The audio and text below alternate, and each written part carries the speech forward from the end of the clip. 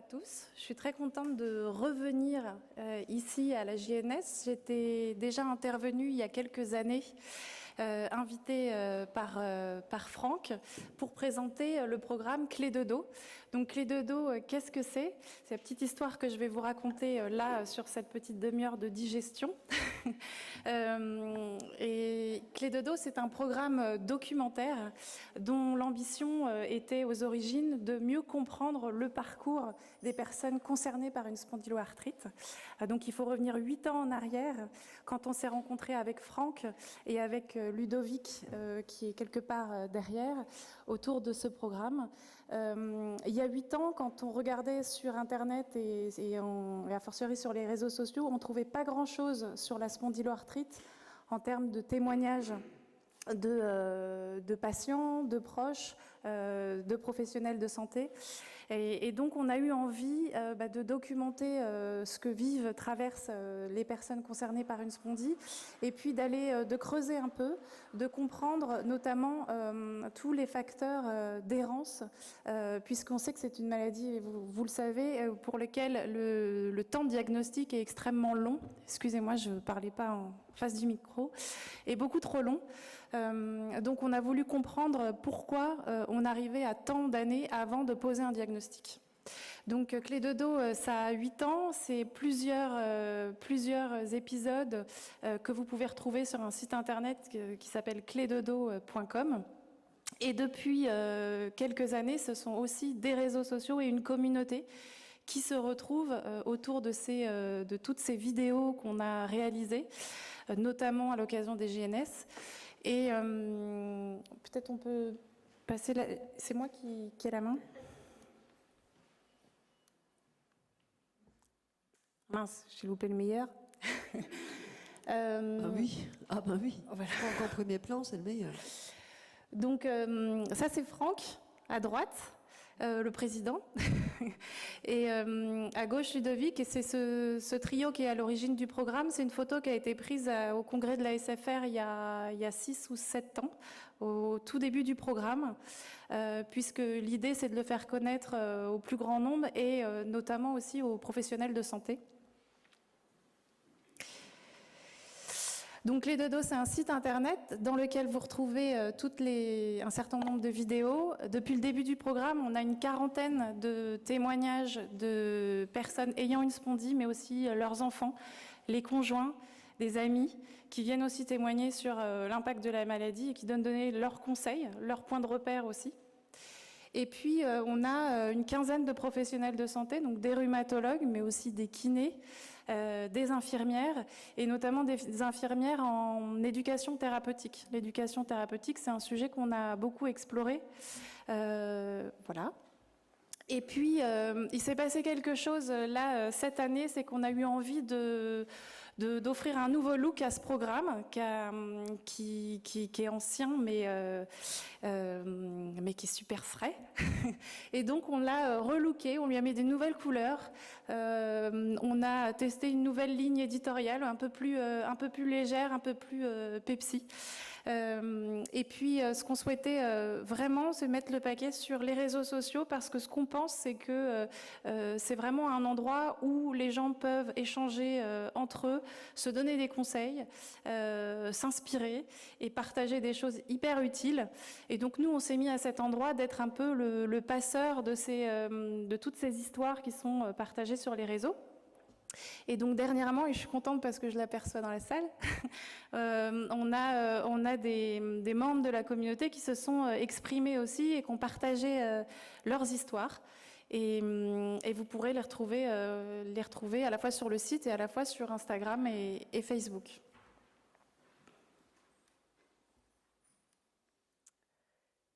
Alors, j'ai partagé quelques retours qu'on a et qui, pour nous poussent à continuer, à aller plus loin.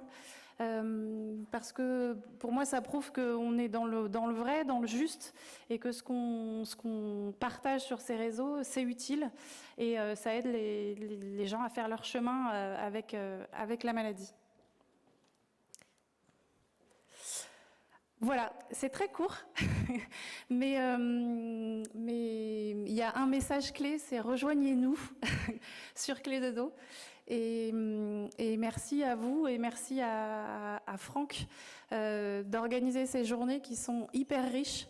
Parce qu'en fait, on se rend compte que la maladie, c'est pas juste trouver un médicament, c'est aussi trouver des astuces, des manières de mieux le vivre au quotidien, parce que ça a des répercussions sur tout, sur le couple, sur la famille, sur le travail. Donc voilà, il faut avoir cette vision à 360. Oui.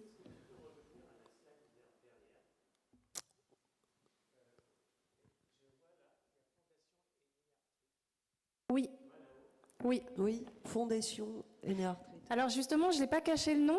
C'est une fondation, mais je te laisse la présenter, peut-être. Prends un micro comme ça. Ben, viens. Viens face au public, peut-être. Bon, mais voilà.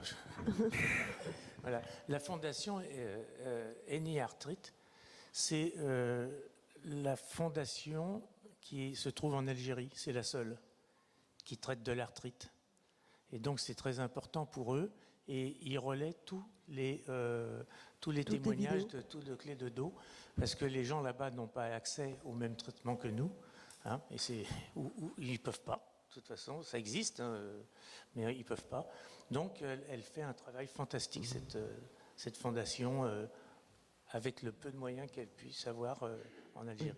Ça dépasse. C'est l'intérêt aussi des réseaux, c'est que ça dépasse effectivement toutes les frontières. Et vous voulez me rejoindre, peut-être, oui. Géraldine? On va applaudir déjà ce programme. J'avais envie de dire, parce que vous avez regardé quelqu'un dans la salle, c'est aussi la vertu du témoignage pour la personne qui témoigne aussi. Et est-ce qu'on peut avoir le retour d'expérience de ça? Oui, il marche normalement. Oui, vous m'entendez? Non. Alors attendez, on va le remonter. Franck, on peut te reprendre le tien en attendant? Merci. Oui, vous m'entendez mieux? Oui. Bon, c'est un peu... je ne sais pas si j'ai l'autorisation, mais... Non, c'est bon. Parce que c'était pas prévu, parce que j'aperçois Xavier, dont la vidéo va être publiée dans... Oui, et Yayi aussi, devant. Ah oui, donc on va peut-être pouvoir leur passer après le micro pour le savoir. S'il le souhaite, oui. Et il y a Thomas aussi, qui est derrière, oui, voilà, qui fait de la voile. Ah oui, je me souviens. Voilà, il y a Bernard, il y a Luc. Donc c'est des personnes qu'on a rencontrées via les réseaux sociaux et puis via l'association. Et en fait, il y a quelque chose que je trouve important, c'est qu'on puisse se projeter dans des histoires où on se reconnaisse et qu'on trouve une multitude de visages, de trajectoires. Et en fait, il n'y a pas de chemin unique, il n'y a que le chemin qu'on se fait. Et je trouve que c'est important de voir ces différentes réalités, parce qu'on ne vit pas tous la même chose avec cette maladie. Est-ce qu'on peut vous passer le micro, ceux qui ont accepté de témoigner, pour dire ce que ça a pu représenter aussi pour vous, de livrer ces témoignages, et aussi la vertu, je dirais, pour vous, au-delà aussi du partage. On peut... Merci. Corinne, après tu pourras. Bonjour à tous, j'appelle Ishi. En fait, j'ai diagnostiqué ma maladie assez tardivement. Ça veut dire que j'ai des symptômes plus à peu près 20 ans que je savais qu'est-ce que c'est. Mais 2015, quand j'ai été diagnostiquée, c'est vrai que c'est une période très très dure. Personne ne comprend qu'est-ce que j'ai. Donc, les médecins me disent, les médecins traitants pensaient que je suis dépression parce que j'ai plein de choses, on ne le voit pas. Alors, grâce que j'ai contacté à Franck, la première fois, il m'a présenté des témoignages ou parlé avec les personnes, même problème, avec Géraldine. Je me rappelle très bien, c'est décembre 2015. Je suis allée, je suis confortée énormément parce que les patients ont la même sensation que moi. Que ce soit dans la vie quotidienne, même avec le conjoint, il ne comprend pas. Je lui dis, j'ai cette maladie. Il m'a répondu, j'ai pas cette maladie, je ne sens pas la même chose que toi. Je me suis bloquée, je ne peux rien expliquer, parce que la douleur, ça ne se voit pas. Tous les matins, se réveille, comment pour mère, premier pas, je ne sais pas. La douleur est tellement forte, ce n'est pas impacté que de physique, c'est aussi moral, parce qu'on ne le voit pas, on ne sait pas, même au lieu de travail aussi. C'est vrai que la première rencontre avec le patient, répéter tous ses problèmes et puis témoigner toutes ces choses, ça m'a conforté. Je me suis dit, je ne suis pas une folle, inventer des choses. Il est réel. Simplement, quand je sais ça, il faut accepter. Si on ne peut pas accepter, je ne peux pas contre, en face de ces difficultés. Donc, acceptation était très importante. Je pense que c'est grâce à Funk, c'est grâce à cette association, c'est grâce à Géraldine, j'arrive à établir mon moral pour le premier pas. Voilà. J'ai été interviewée aussi pour 2017. C'est pendant une période, une crise, me coûte à peu près sur le lit pendant plusieurs mois, que je sais qu'est-ce que c'est. Si on ne prend pas soin soi-même, ça ne va pas pouvoir aller plus loin. Donc voilà. Quand vous vous livrez devant la caméra de Géraldine, c'est comme ça que ça se passe. Votre souhait, c'est vraiment de partager, de pousser les gens à parler. Je pense qu'il sera bien de parler dans l'association de patients sur lesquels ils ont la même sensation, similaire, on va dire, la difficulté, etc. En tant que membre de famille, même au lieu de travail, il est vrai, il y a pas assez de souffrance, ils ne sont pas la même chose. On peut se livrer des choses sentimentales, émotionnelles et la difficulté sans difficulté. Mais quand on parle avec quelqu'un qui ne connaît pas, j'ai l'impression qu'il y a un barrage, ça ne se passe pas.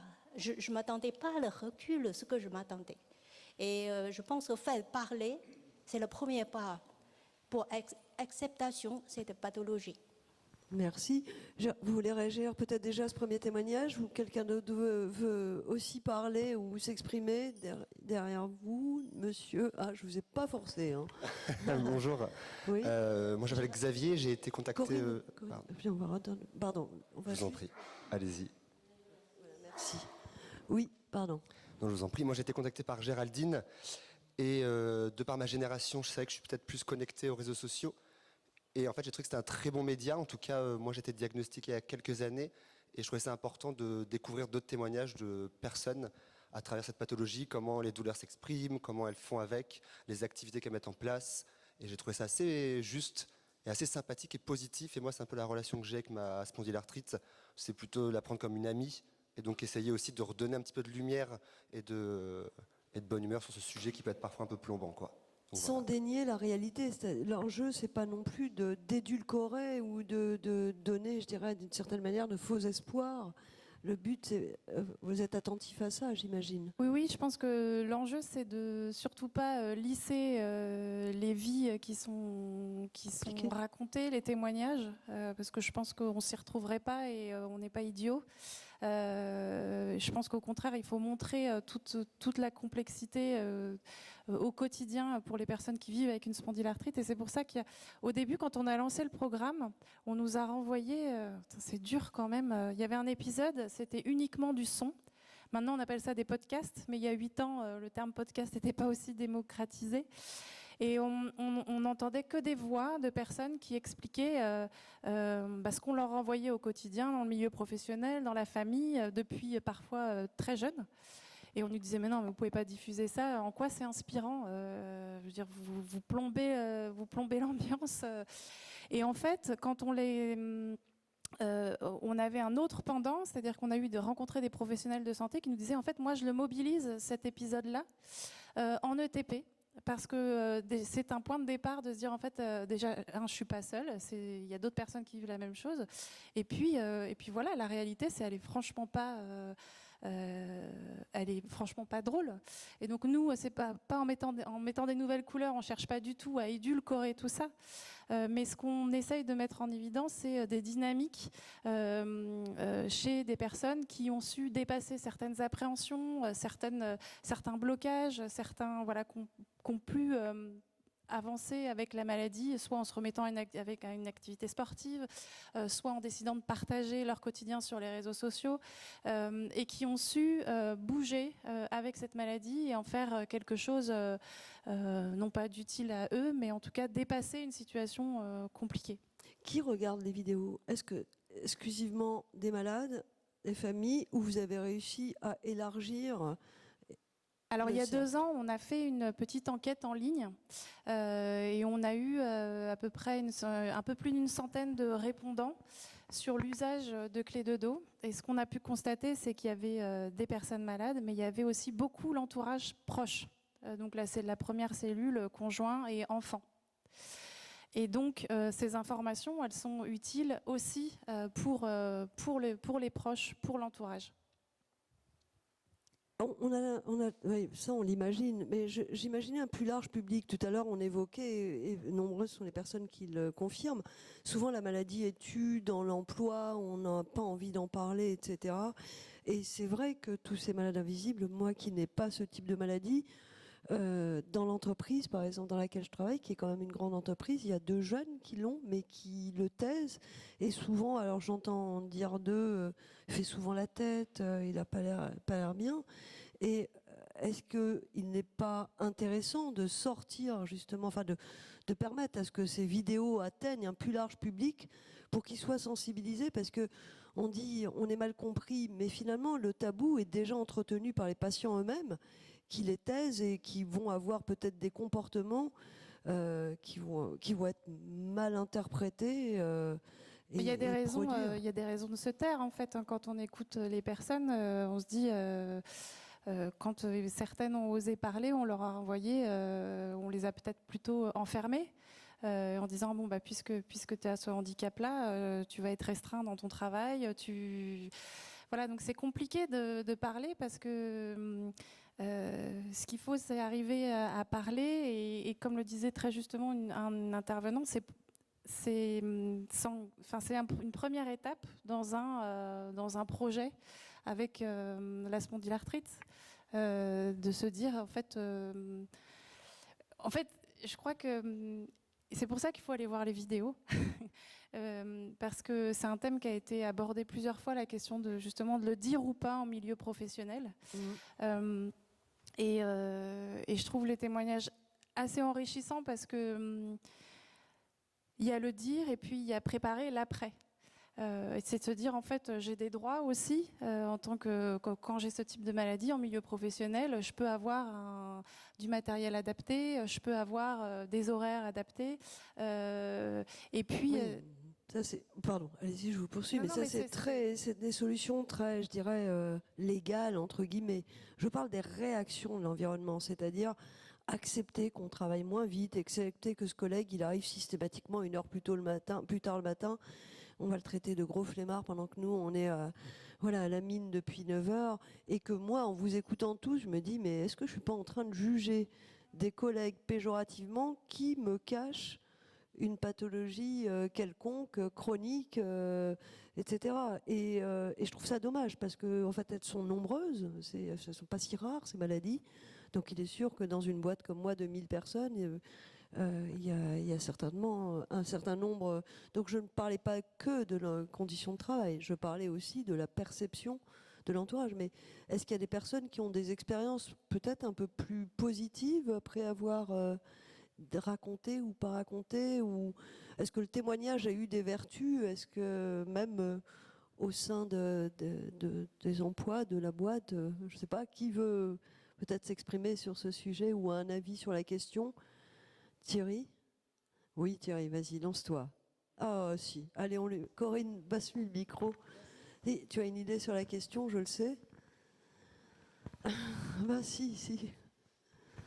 Tu lis dans mes pensées, bien comme sûr. dans un livre. Le milieu professionnel est un peu... j'ai eu un échange avec Annalisa, par exemple. Il est un petit peu complexe. Et la pensée que j'ai actuellement, c'est... si vous regardez une entreprise de produits de beauté qui s'appelle Clarins, dont les dirigeants sont tous les deux Olivier Courtin et Christian Courtin, dirigeants pour Olivier de la Fondation Arthritis, qui chaque année verse à la recherche fondamentale entre 1 et 2 millions d'euros pour le développement de la recherche fondamentale, avec des petits projets, des thésards, et puis des gros projets, avec des 500 000 euros sur plusieurs années, etc., et qui arrivent à des solutions. Et quand on entend donc Olivier Courtin avec beaucoup de générosité, a repris cette fondation qui avait été créée par son père, Jacques Courtin. Vous pouvez l'entendre en même temps dire la société que je dirige, la singularité de cette société, c'est qu'on manque d'handicapés et ils n'osent pas se déclarer, alors même que je passe beaucoup de mon temps et beaucoup de mon énergie et beaucoup de moyens à m'occuper d'eux indirectement, etc. Et il y a quand même un paradoxe, parce que le premier qui va se déclarer, il se passe quoi? Comment est-il accueilli? Et donc ma réflexion était une interrogation plutôt, parce que même dans des milieux extrêmement favorables et respectueux, qu'en est-il quand on se déclare malade, etc. En tant que chef d'entreprise, on le dit? Moi j'ai fait marrer une fois une JNS en disant, je l'ai dit au médecin, au médecin médical là, qui vous fait la visite réglementaire, parce que je me suis dit, bon, de toute façon, dans le pire des cas, il va prendre quelque chose. Parce qu'en fait, le problème de nos maladies, c'est que les rhumatos savent très bien de quoi il s'agit, mais le médecin généraliste vous bloque. Et donc le délai de diagnostic, mais c'est... en tant que chef d'entreprise, je dirais le handicap est le bienvenu, la diversité, la parité sont les bienvenus, etc. etc. Après, effectivement, moi, mon témoignage personnel, c'est que quand je suis un peu en vrac et que vous avez l'impression que j'ai sauté sur une mine parce que j'avance pas, je suis discret, pudique, voilà. Mais c'est connu, par exemple. Connu. Moi, j'en parle, mais nous sommes dans un environnement extrêmement bienveillant, pour vous dire les choses, mais je n'ai pas noté beaucoup d'intérêt. Vous savez, la chronicité, souvent je pense à toi, Franck, parce que j'ai appris une chose de la chronicité, c'est qu'on est malade, et puis il y a des jours où on est très malade ou pas, ou moins malade. En général, quand on se voit, c'est qu'on va bien. Mais ce qui est difficile à imaginer, c'est si on ne se voit pas, c'est imaginer qu'il y a des raisons et que tu es au fond de ton lit et que tu as mal comme tout et que tu ne peux pas bouger. Donc il y a un peu un paradoxe sur cette chronicité où effectivement les premiers sont discrets, peut-être, souvent. Quant à les chefs d'entreprise comme Olivier Courtin avec générosité qui aimerait bien se dire moi, écoutez, c'est quand même singulier dans mon entreprise où je ne sais pas combien il a de centaines d'employés ou de milliers d'emportes. J'en ai pas assez alors que je passe une partie de mon temps à ça. Il y a un gros paradoxe. Et puis bon, si on entend le témoignage d'Annalisa au sein de je dirais, de mairies, etc., qui ont des commissions handicap, si on écoute son accueil, c'est... Oh, il y a encore un petit peu de travail. Donc je suis désolé, je trouve que c'est une situation un peu paradoxale, singulière, mais sur lesquelles on doit faire progresser les choses en communiquant et en expliquant un certain nombre de choses. C'est quand on est malade, c'est pas de la faute des uns et des autres et on va faire de notre mieux et que tout le monde est bienvenu, etc. quoi.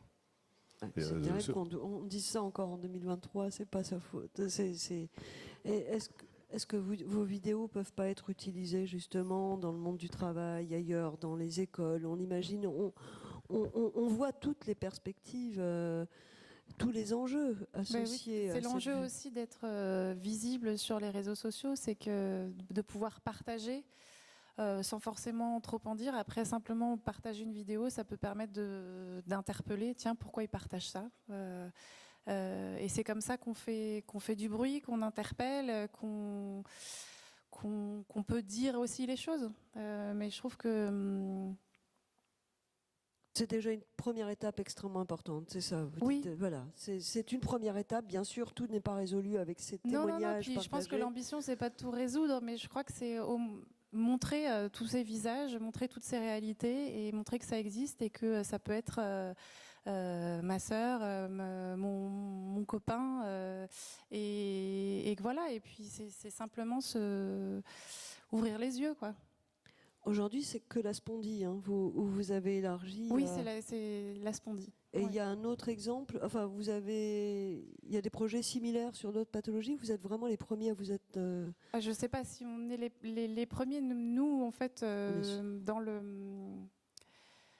qui nous intéressait aux origines, c'est de montrer les répercussions de la maladie sur tous les aspects de la vie et considérer les personnes malades non pas comme des patients purs, mais comme des personnes qui font l'expérience d'une maladie.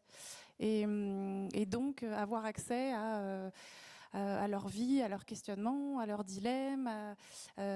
Donc prendre le temps de les rencontrer, d'aller les voir, passer du temps chez eux. Et c'est comme ça que Clé de Dos s'est créé. Et les 3 premiers épisodes, on a passé du temps avec les personnes pour documenter leur vie.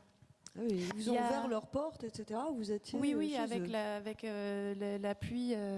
l'appui d'ACS. Mais il y a 8-10 ans, moi je me souviens, donc nous on est une agence de création documentaire, mais il y a 8-10 ans, en fait, je ne veux pas parler pour toutes les pathologies, mais je me souviens pour la spondylarthrite et pour d'autres maladies, ce qu'on trouvait en termes de témoignages sur Internet, c'était des personnes enfoncées dans leur canapé, très très recroquevillées sur elles, avec 4 lumières sur elle, et puis une dimension très très dramatique.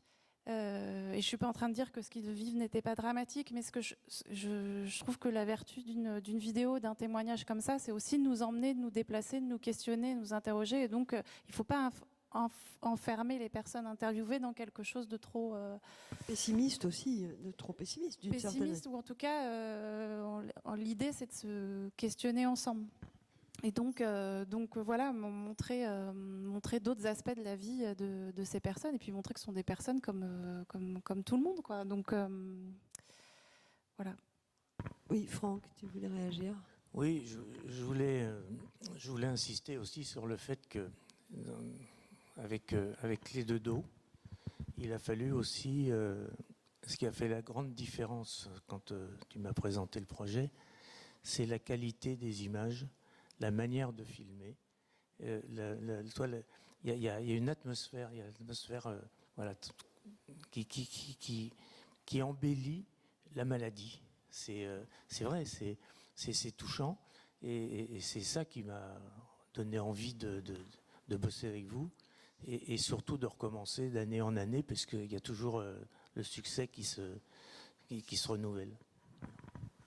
En tout cas, c'est réussi. On n'a qu'une envie, c'est vraiment aller les regarder, ces vidéos. Pardon, juste une dernière question. Je l'ai peut-être déjà entendu, je m'excuse, mais pourquoi la spondyle à l'origine de ce projet?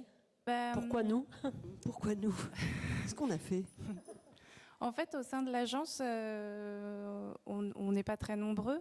On est 5, et il y avait un graphiste qui s'appelait Axel, et en fait Axel, on l'entendait se plaindre mais Axel se plaignait tout le temps, en fait, d'une manière générale, ça faisait partie de son caractère, mais il se plaignait souvent de son épouse. Et en fait, il se plaignait parce qu'il disait, mais en fait, il y a un truc qui se trimballe dans sa famille, ils ont un truc héréditaire, et en fait, elle a mal au dos, elle a mal tout le temps, elle est fatiguée, c'est moi qui fais le ménage, c'est moi qui fais tout, enfin bon, il râlait.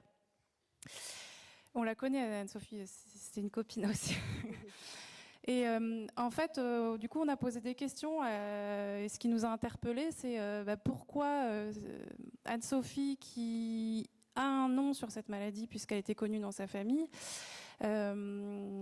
est suivie a priori par un rhumatologue, c'est l'évolution que la maladie peut avoir parce qu'elle a des exemples dans sa famille. Pourquoi au quotidien, elle ne va pas être plus offensive avec sa maladie, c'est-à-dire se prendre plus par la main pour aller voir un kiné, pour tenter des thérapeutiques? Qu'est-ce qui la bloque? Et on en est venu à ce sujet de l'errance, et au fait que finalement, ce qui peut bloquer, c'est aussi les représentations qu'on a sur la maladie, parce que être malade, dire qu'on a une spondylarthrite, c'est peut-être s'enfermer soi-même dans un handicap, et puis il y a aussi tout ce qu'on nous renvoie de l'extérieur quand on dit sa maladie. Et on s'est dit, il y a quelque chose à aller creuser, à documenter sur tous ces freins vers la prise en charge, en fait. On n'est pas uniquement sur un frein qu'on a évoqué aujourd'hui, qui est la question de trouver le médecin qui va avoir la bonne question ou la bonne intuition pour poser le diagnostic. Il y a aussi tout un tas de freins qu'on ne mesure pas, qui ne sont pas liés uniquement à la bonne rencontre avec un soignant.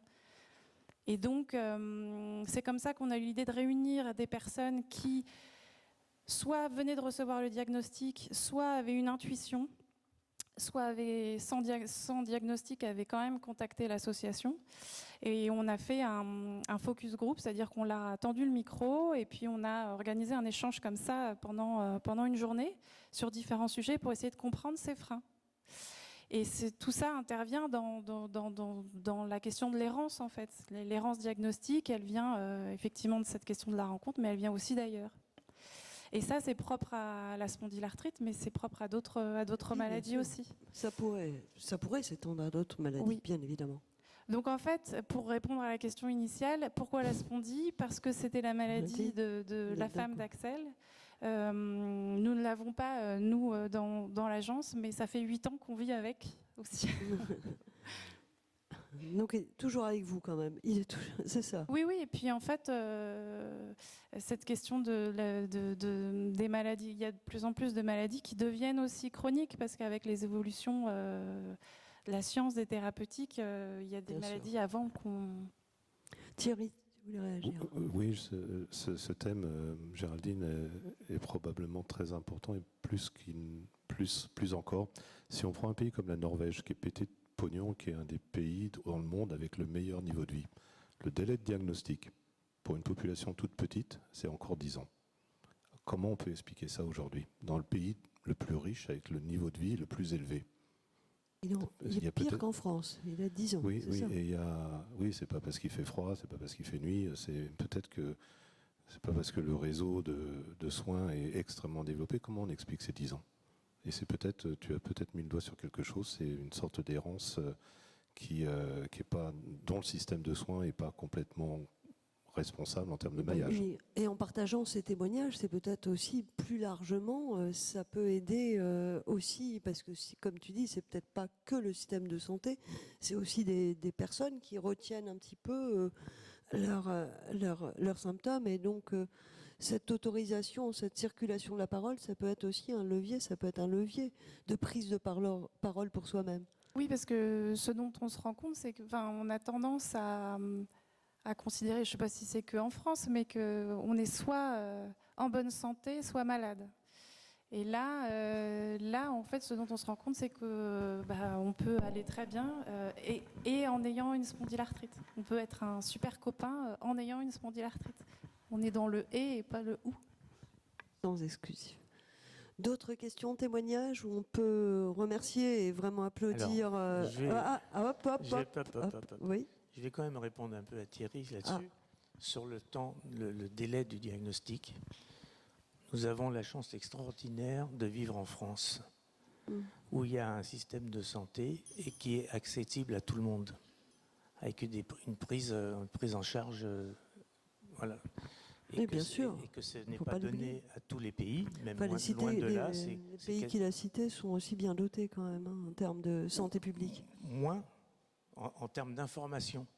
Donc, il n'y a pas des médecins peut-être à Zoulé, il fait trop froid, c'est pas possible. Non, c'est ça, il faut se dire que dans beaucoup de pays, tout à l'heure j'ai cité l'Algérie, c'est incomparable. Quand on va à Alger, ils ont accès au traitement, sauf qu'ils savent pas, surtout s'ils sont loin d'Alger, quoi. Donc en France, on est quand même priviligié par notre système de santé. Voilà, c'est ce que je voulais quand même mettre l'accent là-dessus. C'est important de le dire. Voilà, puisqu'on fait partie de la fédération mondiale de la spondylarthrite, je vois la différence. On peut prendre la mesure de ce qui se passe. Parce qu'à chaque fois, quand je suis dans une réunion, on me dit Frank, you're lucky. Mais c'est pour ça qu'en France, on doit aller encore plus loin pour entraîner derrière nous ceux qui ont encore plus de retard, et de ces actions en font partie. Bien sûr. Merci beaucoup, Géraldine. On vous applaudit.